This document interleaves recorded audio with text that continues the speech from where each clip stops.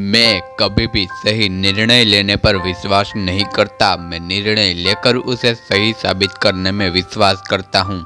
ऐसा उच्च विचार रखने वाले रतन टाटा भारत में ही नहीं बल्कि पूरे विश्व में अपने विचार और सरल स्वभाव के लिए जाने जाते हैं।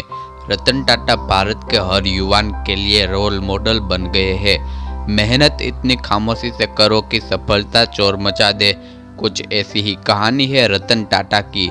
बात उस समय की है जब टाटा ने 1998 में टाटा इंडिका कार बाजार में निकाली थी। यह प्रोजेक्ट रतन टाटा का ड्रीम प्रोजेक्ट था। इसके लिए उन्होंने बहुत मेहनत की थी, लेकिन इंडिका कार को बाजार में अच्छा रिस्पॉन्स नहीं मिला, जिसके कारण कुछ सालों में टाटा मोटर्स घाटे में जाने लगी थी।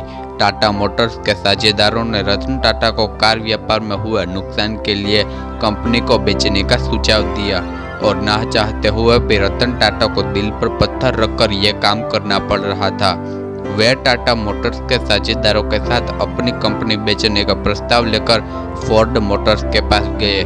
फोर्ड मोटर्स के चेयरमैन विलियम क्ले फोर्ड ने रतन टाटा को बातों ही बातों में यह कह दिया कि जब तुम्हें इस बिजनेस के बारे में कोई जानकारी नहीं है तो तुमने इस कार को लॉन्च करने में इतना पैसा क्यों लगा दिया। हम तुम्हारी कंपनी खरीदकर बस तुम पर एहसान कर रहे हैं। ये बात रतन टाटा के दिल पर लग गई। रातों रात अपनी पूरी टीम के साथ वे अमेरिका से मुंबई आ गए। रतन टाटा ने अपनी कंपनी सफल बनाने के लिए जान लगा दी।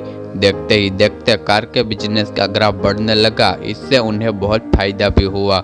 वहीं दूसरी तरफ फोर्ड कंपनी नुकसान में जा रही थी और सन 2008 के अंत तक दिवालिया होने का कगार पर थी, जिस वजह से रतन टाटा ने जैगुआर और लैंड रोवर को खरीदने का प्रस्ताव रखा, जो कि फोर्ड कंपनी की लग्जरी सीरीज की कार थी। विलियम क्ले फोर्ड पहले से ही जैगुआर और लैंड रोवर की वजह से घाटा झेल रहे थे। उन्होंने यह प्रस्ताव खुशी खुशी स्वीकार कर लिया।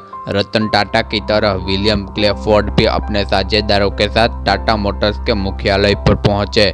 डील में यह तय हुआ कि लैंड रोवर और जैगुआर 9,300 करोड़ में टाटा मोटर्स के अधीन रहेंगे।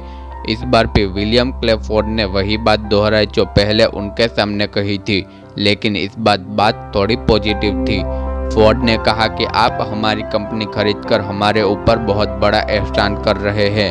आज लैंड रोवर और जैगुआर टाटा समूह का ही एक हिस्सा है और सारी दुनिया में भारतीय कंपनियों का नाम रोशन कर रहा है। रतन टाटा की महानता यह है कि उन्होंने कभी भी किसी को अपमानित नहीं किया।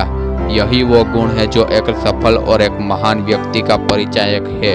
जब व्यक्ति अपमानित होता है तो अपमान का परिणाम क्रोध होता है, लेकिन महान लोग अपने क्रोध का उपयोग अपने लक्ष्य को प्राप्त करने के लिए करते हैं, न कि किसी नकारात्मक कार्य में।